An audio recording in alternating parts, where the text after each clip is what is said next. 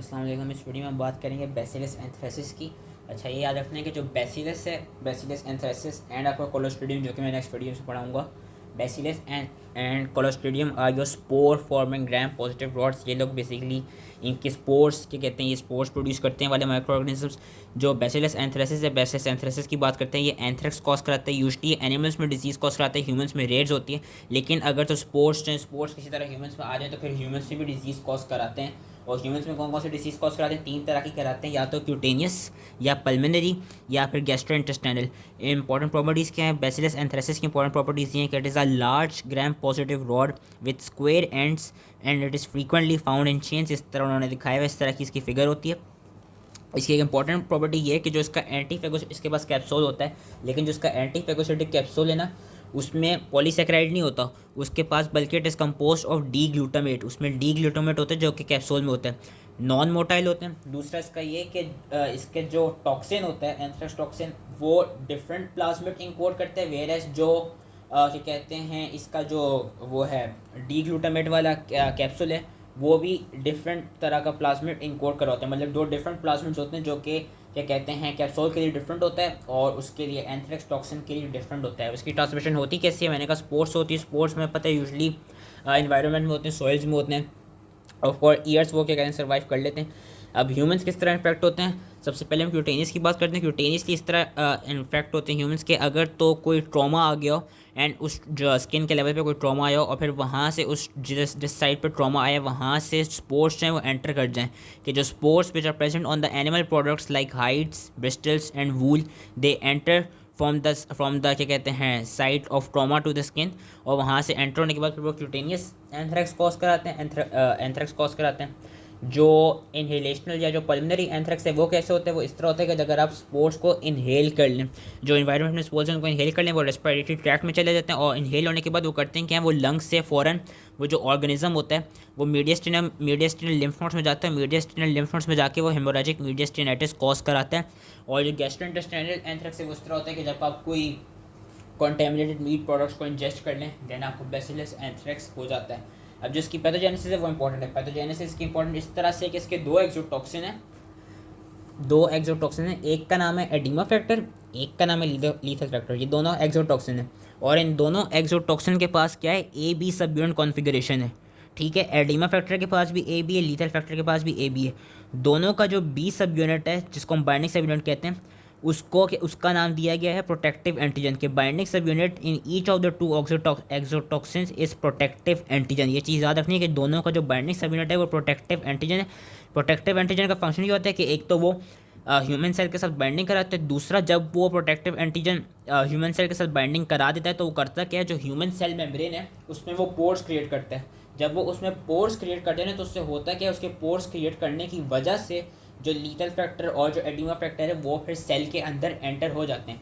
तो ये protective antigen का काम था, जो कि बी सब यूनिट है दोनों लीथल और एडिमा फैक्टर का।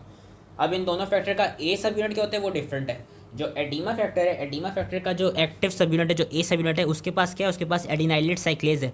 एडिनाइलेट साइक्लेज क्या कराता है, वो जो इंट्रासेलुलर साइक्लिक एएमपी होता है उसकी कॉन्सेंट्रेशन को इंक्रीज करता है। जब उसकी कॉन्सेंट्रेशन इंक्रीज होती है तो उसकी वजह से होता है कि there is an outpouring of fluids from the cell into the extracellular space, जिसकी वजह से हमको एडिमा मिलता है। As the name oedema factor suggest किया, एडिमा फैक्टर का ए सब यूनिट करा रहे हैं।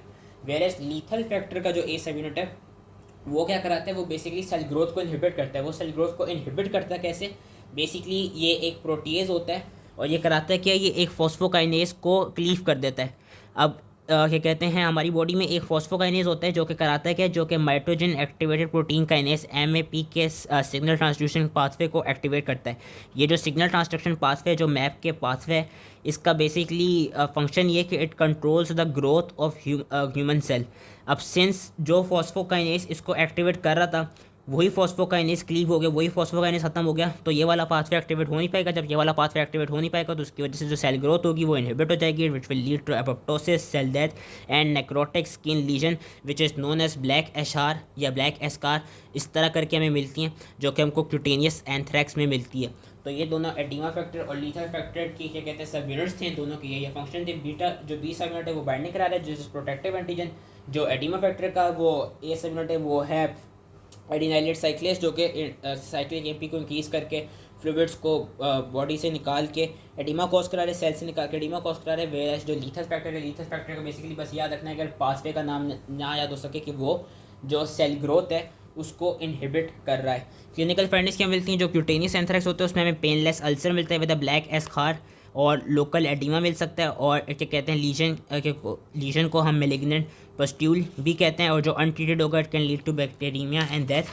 जो इनहेलेशनल एंथ्रेक्स होता है ना वो ज़रा ज़्यादा डेंजरस होता है, क्योंकि उसको हम वूल सॉर्टर्स डिजीज़ भी कहते हैं। कि सबसे पहले तो उसमें non specific respiratory tract symptoms मिलते हैं, लाइक ड्राई कफ हो गया, सबस्टर्नल प्रेशर हो गया, और फिर वो रैपिडली प्रोग्रेस करते हैं to hemorrhagic mediastinitis, bloody pleural effusions, septic shock and death. और हमको चेस्ट एक्सरे पे मीडियास्टिनल वाइडनिंग भी मिलती है, क्योंकि हमने पढ़ा था कि ये करते हैं कि जो मीडियास्टिनल लिम्फ नोड्स है वहाँ पे हेमोरेजिक वो क्या कहते हैं मीडियास्टिनाइटिस कॉज करा रहे होते हैं। लैब डायग्नोसिस क्या है? लैब डायग्नोसिस ये है कि जो हम स्मेयर करेंगे तो फिर show large gram positive rods in chains. हमको ब्लड एगार पे नॉन हिमोलिटिक कॉलोनीज मिलती हैं जो कि एरोबिकली प्रोड्यूस होती हैं, और जो एक कॉलोनीज होती हैं ब्लड एगार पे, इनकी जो एक अपीयरेंस होती है, इनकी अपीयरेंस होती है बिल्कुल फ्लेयर्ड कॉमेट्स टेल की तरह। जो कॉमेट नहीं होता, कॉमेट्स की जो टेल है उसकी तरह की इनकी कैरेक्टरिस्टिक अपीयरेंस मिलती है हमको ब्लड एगार पे। और अगर हमको रैपिड डायग्नोसिस कराना तो हम पीसीआर करा सकते हैं, हम डायरेक्ट फ्लोरेसेंट एंटीबॉडी टेस्ट करा सकते हैं, एंड हम एलाइसा भी करा सकते हैं। ट्रीटमेंट है इसकी सिप्रोफ्लोक्सासिन, ऑल्टरनेटिव ट्रीटमेंट है इसकी डॉक्सीसाइक्लिन, और प्रिवेंशन इसकी सिप्रोफ्लोक्सासिन और डॉक्सीसाइक्लिन के प्रोफिलैक्सिस यूज से ही होती है। दूसरा इसके खिलाफ वैक्सीन होती है जिसको हम कहते हैं बायोथ्रैक्स। जो बायोथ्रैक्स वैक्सीन है उसके अंदर जो इम्यूनोजन होता है वो बेसिकली प्योरीफाइड प्रोटेक्टिव एंटीजन, जो दोनों लीथल और एडिमा फैक्टर का 20 सब यूनिट था, प्योरीफाइड प्रोटेक्टिव एंटीजन वो एज अ इम्यूनोजन एक्ट करती है बायोथ्रैक्स वैक्सीन में, और ये क्या कहते हैं काफ़ी प्रिवेंशन के लिए सही होती है। उसके अलावा दूसरी इसकी दूसरी प्रिवेंशन ये कि जो इनहेलेशनल वो है, जो पल्मोनरी बेसिकली एंथ्रेक्स है, उसको हम किस तरह प्रिवेंट कर सकते हैं? By using a monoclonal antibody which is known as raxibacumab या एंथ्रेसिल। और इसका काम क्या होता है कि ये भी जो वो था क्या कहते हैं प्रोटेक्टिव एंटीजन है उसके खिलाफ ये काम करती है, और ये जो हमको इनहेलेशन एंथ्रेक्स है उसके खिलाफ प्रिवेंट कर सकती है। So that was all related to anthrax spore forming gram positive rod. I hope ये समझ में आ गया, थैंक यू।